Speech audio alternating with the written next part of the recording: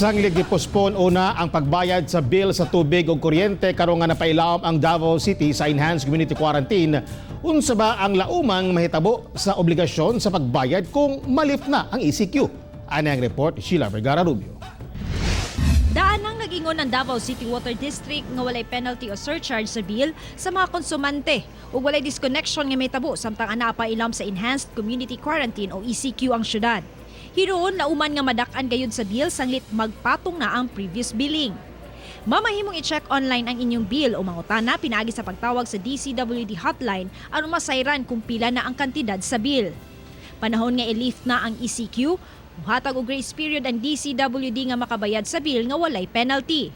After the lifting sa ECQ, naa sila 5 days na grace period. The moment nga dili sila mobayad atong within 5 days after na ato maka sila og penalty. In the same way, katupong for disconnection, moment mo lift ang ECQ, tagaan po sila 5 days pa para makabayad. Samtang posible usab nga magka-bill shock ang mga konsumante sa kuryente sanglit magpatong na ang previous billing niini. Ilabi na usab nga mahal man ang konsumo sa kuryente kumpara sa tubig.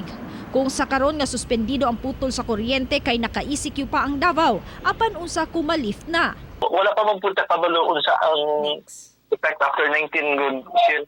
So it's too early to say unsa ang posible as we all have heard nga basig it could be escalated or it could be we have to wait for the announcement until the April 19, no? Nabalaka ang uban nga no work no pay ubos sa ECQ kung unsaon nila pagbayad ang mga bill.